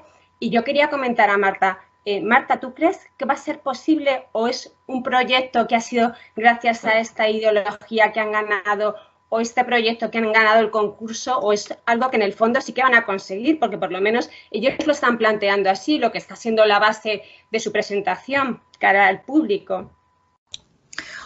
Gracias, Inés. Oye, me encanta que hayas hecho tú la primera pregunta de Nebrija. Muy bien ahí, muy bien has estado. Pues a ver, yo creo que no nos queda más remedio, o sea, que quiero decir que si se ha hecho un cambio y ha costado tanto hacer ese cambio, porque no nos olvidemos que yo insisto, yo creo que Comscore lo ha hecho muy bien, pero hace falta un avance y creo que el avance tiene que ir por la medición de personas y no de navegadores, no de IPs, como decía antes, ¿no? Y creo que lo van a conseguir, claro que sí. Bueno, yo le escuché en la presentación que hicieron, no sé si fue en el mes de abril, y que está colgada en IMC, y les escuché y la verdad es que lo que van a hacer es un panel de personas que van a incorporar todos sus dispositivos. No es un panel de dispositivos. Entonces yo creo que ahí sí que van a avanzar en ese tema. Estoy absolutamente segura, vamos, o sea que y ojalá dentro de un año, Ana y Natalia nos pueden invitar a otra mesa el año que viene y hablamos de cómo ha ido la medición solamente de Internet, porque esto da para mucho. Pero es verdad que yo creo que estoy segura de que van a ir hacia personas con todas las dificultades que eso implica, porque es verdad que hay muchas. Esta mañana hablaba Kantar y claro, sobre Kantar también hay mucho que hablar en el momento en el que estamos, ¿no? Claro, pero bueno, es lo que vamos a tener y tenemos que, yo como siempre soy muy positiva y optimista en ese sentido, creo que debemos de abrir la puerta de la mejor de las formas, ¿no? Y luego ya veremos si podemos ayudarles a mejorar el dato o lo que sea, ¿no? Pero creo que sí, que claro que van a ir a personas, sí. Independientemente que van a también a ir a una medición censal, ¿eh? O sea que va a ser conjuntamente. Muchas gracias. A ti. Muy bien, ¿alguna otra pregunta entre los asistentes? ¿Alguien que se anime?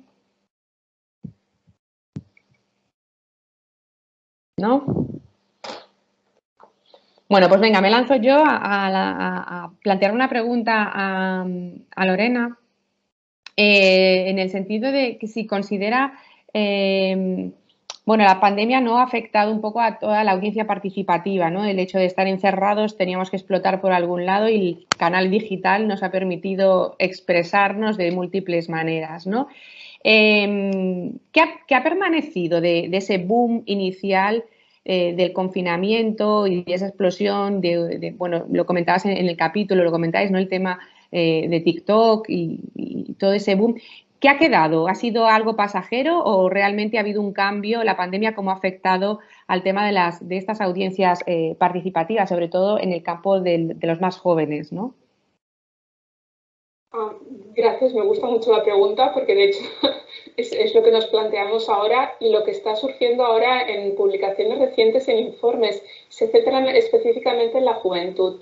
Yo creo que para la juventud el confinamiento les ha supuesto, por un lado, la constatación de sentimientos de soledad. Es algo muy curioso, dada la cultura relacional, ¿no?, de la que hablábamos en el capítulo, esta necesidad de estar permanentemente en vínculo, en contacto entre ellos, de compartir, de participar, ¿no? Sí que han asentado la estructura más participativa en el sentido de deliberación, de crítica y de movilización, no tanto en el sentido de acompañamiento, quizá es en las encuestas, en los trabajos que se está haciendo con los jóvenes, una de las cuestiones que más se constata es esta necesidad de volver a lo físico, de volver al contacto, ¿no?, de hasta dónde ellos ya habían explorado los límites de la cultura relacional online. Y en cambio, donde sí parecen perseverar a cambios más estables es en la transferencia que estos jóvenes han hecho en el hogar. Se ha comentado en una de nuestras comunicaciones, ¿no?, como la audiencia, creo que era en el vídeo que habéis proyectado, como la audiencia de repente está de nuevo toda, ¿no?, compartiendo cierta visión, ¿no?, de las noticias, de las informaciones, de los recursos que cada uno aportaba, pero lo hacía en familia, ¿no? Entonces, esta transferencia hacia generaciones, ¿no?, que no eran tan hábiles o no eran tan competentes en elementos de compra online, de participación, de conexiones, ¿no?, de poder hacer vídeos, de explorar, ¿no?, esa cultura relacional online, sí que ha asentado nuevas formas de comunicación que yo creo que se mantendrán quizá con mucha moderación, ¿no?, pero ha abierto una puerta que de otra manera sería imposible. En cambio, en los jóvenes no está tan claro que su comportamiento, ¿no?, el comportamiento de estas audiencias vaya a variar, ¿no?, porque tienden de nuevo a esta migración constante de redes, ¿no? Han hecho un amago de compartir, ¿no?, para volver a retraerse, ¿no? No les ha supuesto una novedad, sino una constatación, a mi juicio, de los límites, ¿no?, de estas comunicaciones online, esta participación, ¿no? Lo que no deja de ser, o puede ser, potencialmente positivo, ¿no?, es esta necesidad de también trasladar muchas de estas movilizaciones al mundo real. Creo que en todo caso que la pandemia lo ha intensificado, pero ya lo estábamos viendo en muchas de estas movilizaciones como la que os he puesto de ejemplo del Fridays for Future, ¿no? Ellos ya tienen claro que no se pueden quedar solo en el entorno digital, sino que han de saltar, ¿no?, y han de dedicarse y pisar la calle, ¿no?, por así decirlo, y hacerse ver en otros foros. Por lo tanto, para mí la pandemia ha sido una oportunidad de ida y vuelta, ¿no?, y todavía estamos ahí explorando estos fenómenos curiosos que constatamos, ¿no?, entre los jóvenes. Muchas gracias, Lorena. A ti. No sé si hay alguien que se anime ahora. Bueno, pues entonces voy a seguir yo. No pretendemos en ello monopolizar las preguntas, entonces cualquiera en cualquier momento que intervenga, por favor, sentiros libres de hacerlo y estaremos agradecidísimas. Pues en este caso mi pregunta va para el profesor José María. Como decíamos, estamos viviendo una época completamente de explosión, ¿no?, del mundo podcast, y todavía leí ayer en Twitter a Gorka Zumeta que, por ejemplo, el GM registró un 26,4% de crecimiento de oyentes de podcast entre los años 20 y 21, ¿no? Un crecimiento muy importante. Tú me dirás si esto es así o no. Y al hilo de eso sí que me gustaría, y lo has mencionado en la presentación, ¿no?, esa necesidad de la medición de la audiencia conjunta. ¿Cómo crees que debería ir hacia dónde debería ir esa medición y de quién debería partir? ¿De la industria? Has planteado, ¿no?, algunos de los parámetros que se debería medir, que ya se están midiendo, pero ¿cuáles crees tú que serían los fundamentales para realmente medir bien o lo mejor posible la nueva audiencia que tiene la radio y también los podcasts? Gracias. Muchas gracias. Sí, yo creo que el confinamiento y toda la situación de pandemia ha incidido favorablemente ya en una progresión grande que tenía hasta ese momento el podcast, ¿no? Desde 2015 aproximadamente, ¿no?, cuando se produce el fenómeno Serial y, bueno, otras circunstancias tecnológicas que lo permiten, ha venido creciendo sin parar. La progresión es exponencial, ¿no? Es muy distinta a la de otros medios de comunicación o incluso algunos que están en declive ahora mismo. Se pensaba inicialmente que no, porque el hecho de estar en casa daba idea de que nos dedicaríamos a ver la televisión y a ver otro tipo de entretenimientos. Pero lo cierto es que el podcast ha subido porque también se ha descubierto que uno de los lugares donde más se escucha los podcasts es en casa. Se pensaba que era más en los desplazamientos, más en otras circunstancias, ¿no? Haciendo deporte y demás, pero resulta que en casa es uno de los lugares, por no decir el lugar, donde más se escuchan los podcasts. Y al estar todo el día en casa y tener que hacer las labores de la casa o trabajar, etcétera, pues entre la radio y el podcast han sido dos acompañamientos muy, muy interesantes. Efectivamente sigue creciendo. No todas las cifras son iguales porque no coinciden exactamente los datos del Digital News Report de este año 2021, por ejemplo, con los datos que nos ofrece el EGM. Están cerca unos de otros, pero ninguno coincide, como tampoco coinciden exactamente con lo que nos presenta el informe de Prodigioso Volcán. Andan todos, al menos en la tendencia, totalmente emparejados, pero no en la cifra exacta. Bueno, más adelante se verá. Yo creo que lo que está claro es que hay una tendencia al alza enorme y de un crecimiento, por tanto, a paralelo económico, puesto que hay más producción y hay más comercialización publicitaria. Incluso Premium, que está funcionando también muy bien, con Audible e incluso con Podimo, aquí en el caso de España particularmente, pues está resultando también bastante bien. Dicho todo eso, en cuanto a la segunda parte de la pregunta, yo creo que la medición es clave. O sea, es clave en general y para la radio lo es fundamentalmente porque no hay una herramienta para saber cuánta gente escucha la radio por streaming, que va a ser el siguiente sistema de comunicación o vía de distribución fundamental. ¿Llegará a la radio digital? Pues puede que llegue. Por ahora, aquí en el caso de España no se la espera. Es verdad que otros países han decidido optar por ello, han hecho el apagón. Yo creo que ha sido más inteligente el Reino Unido, que no ha hecho apagón, sino que ha puesto en marcha la radio digital sin quitar lo que existe hasta ahora y de hecho ha funcionado muy bien y es el país donde está mejor implantada en todo el mundo. Me refiero al DAB, al Digital Audio Broadcasting. Pero lo cierto es que la gente cada vez más escucha la radio a través de las aplicaciones del móvil. Y esa es la medición que no funciona ahora más que para la propia emisora. Cada emisora tiene sus datos, son muy celosos de ellos, no los comparten, como puede ser el EGM. Antes o después, tanto los operadores como fundamentalmente los que han sido herramientas siempre para que esto avance, los anunciantes, tendrán que ponerse de acuerdo para acordar un sistema único, que podrá ser más exacto o menos, porque el EGM tampoco es exactamente un sistema perfecto. Pero yo creo que la apuesta de Triton, quizás la mejor en todo el mundo, que ha combinado los dos sistemas que ahora mismo están funcionando. Por un lado, el sistema de la IAB, por otro lado, el de la NPR. Los dos triangulados, digamos, o mezclados, son los que pueden dar unos resultados más aproximados y, de hecho, de ahí salen los rankings, ¿no? Unos rankings que, por cierto, hay que decir que si miramos, por ejemplo, el de Latinoamérica, pero también el de Estados Unidos, aunque quizá como el de Latinoamérica nos es más cercano, dentro de las 100 primeros copan prácticamente las grandes productoras de sonido de toda la vida hasta ahora, que son las radios. Es decir, por ejemplo, Prisa Radio tiene un peso importantísimo, no tanto de España, aunque está ahí, nadie sabe nada de Andrés Buenafuente y de Berto Romero, sino de otros programas que se hacen en Colombia, en México, en Argentina, en Chile y demás. Pero también están todas las grandes radios del Grupo Globo, por ejemplo, de Brasil u otras, ¿no? Al final, por ahora, el mercado está creciendo mucho y hay mucha producción, pero todavía tienen un peso importantísimo. Si lo saben hacer, tendrán más todavía las radios tradicionales de toda la vida. De acuerdo, pues muchísimas gracias por tu completísima pregunta y respuesta, perdón, y estaremos pendientes, ¿no? Porque la verdad es que es lo que comentas, ¿no? La tendencia es al alza y serán o no los anunciantes y la industria quien finalmente tome la decisión, pero sí que es necesario el tener esos datos. Como bien comentas, casi siempre las emisoras son muy, muy celosas, cosa que particularmente no entiendo demasiado, pero que son unos datos que, bueno, que nos encantaría disponer y sobre todo desde la academia también, ¿no? No sé si alguien más tiene alguna pregunta. Pues si no, sigo yo con otra.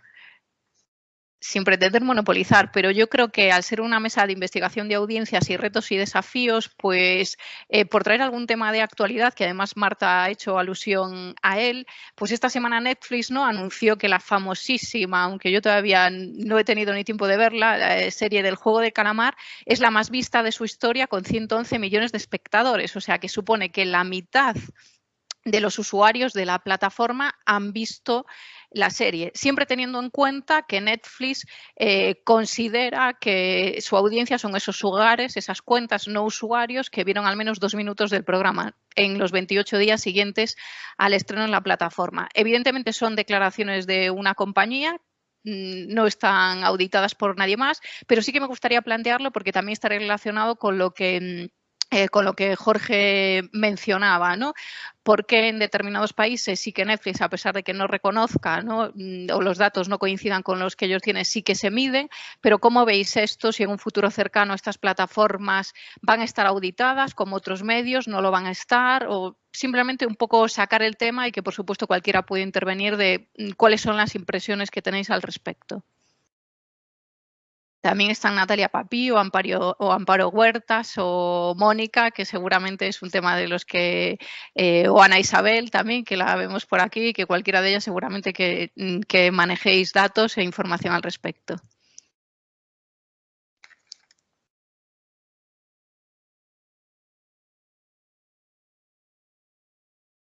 Sí, Marta tiene la mano levantada. Sí, cuando bueno, quieras, Marta. Que en parte ya lo has respondido tú, ¿no? Yo creo que vamos a ver, yo creo que todos los medios deberían de tener ese control externo, porque si no va a ser una locura.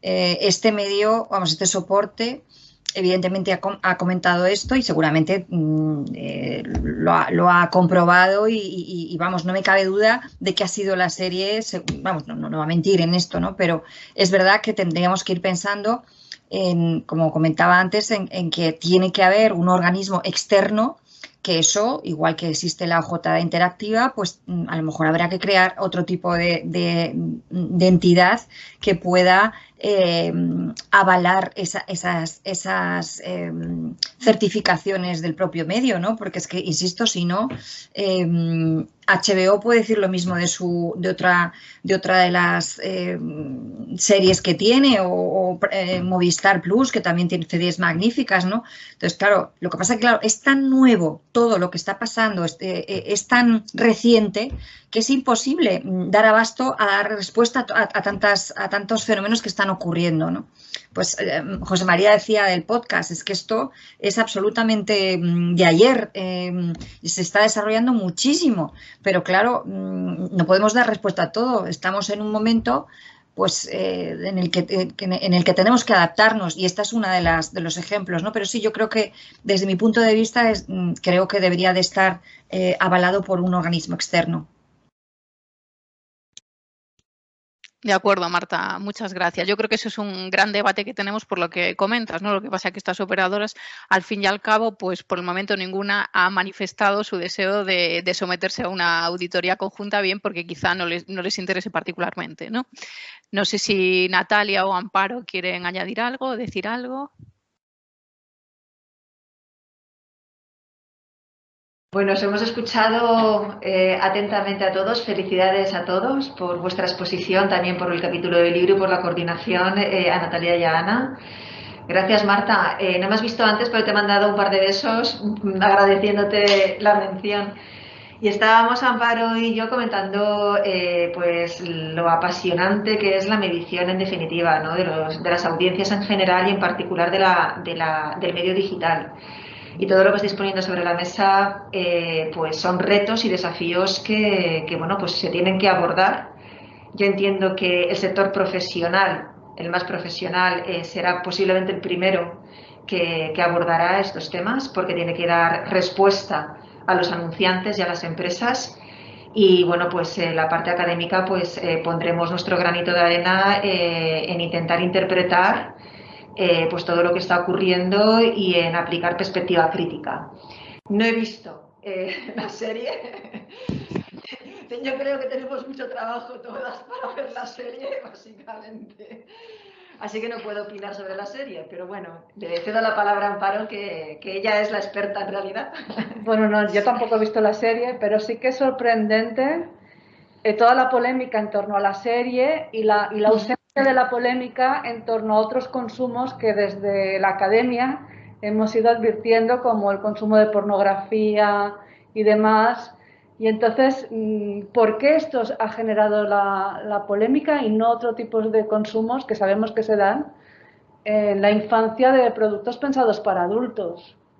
Y eso me desarma un poco, o sea, ¿qué es lo que ha provocado esa facilidad en la difusión de ese tema como polémica y no otros, que son igual o más polémicos?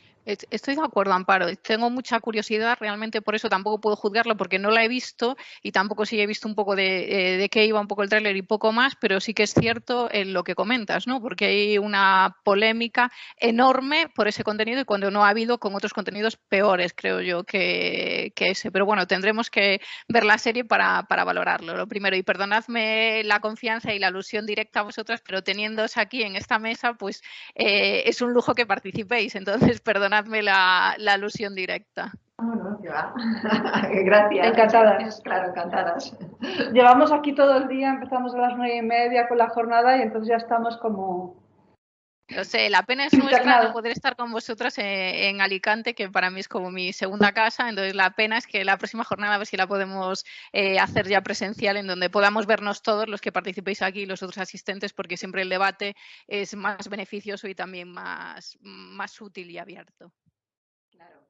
Y nada, muchas gracias por nombrarnos, Natalia. Gracias a vosotras. Bueno, y no sé si tenemos alguna pregunta más.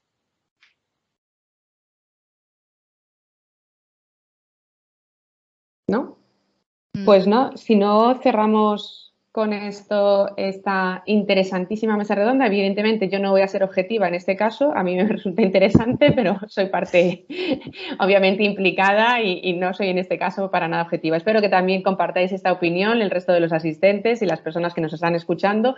Recordar también que esta tabla redonda está siendo grabada y que por lo tanto después va a estar a disposición de todos los asistentes para poder retomar algunas ideas porque se han dicho demasiadas y se necesita asimilar determinados conocimientos. Agradezco a todos los participantes, a todos los autores del libro el haber participado y obviamente a Lorena, a José María, a Marta, a Natalia, a Amparo, a Mónica, que hayáis estado aquí presentes en esta mesa redonda, que hayáis participado, que nos hayáis planteado algunos retos y conexiones con nuestro día a día y cómo va evolucionando y también esos retos que nos plantean los investigadores a la academia, el investigar sobre el hoy casi, que no nos da tiempo casi a capturarlo y ya ha cambiado el objeto de estudio.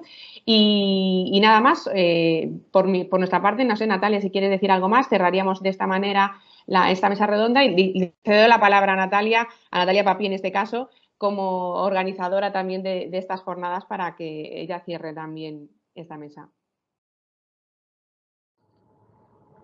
Bueno, nada, muchas gracias a las dos por moderar esta mesa redonda. Creemos que era fundamental, que es muy necesario. Estamos en un momento en el que efectivamente tenemos que reflexionar desde la academia. Está ocurriendo también fuera. La medición de las audiencias es fundamental en todos los aspectos porque también nosotras investigamos con audiencias. Es decir, es la moneda de cambio en la industria, pero es nuestro dato para saber qué está ocurriendo realmente en la sociedad. Entonces, me parece muy interesante vuestra propuesta en cuanto al libro y, por supuesto, la mesa redonda pues ha quedado de maravilla. Así que muchísimas gracias por vuestra profesionalidad. Y agradecer, como lo hemos hecho también esta mañana, a Amparo, a Juanjo, a María Ayun y a Pablo, pues sus conferencias. También las colgaremos cuando ya las tengamos y bueno, os diremos dónde para que podáis también volverlas a consultar. Muchas gracias a todos. Gracias a todos. Muchas gracias. Chao, Hasta chao. luego. Gracias.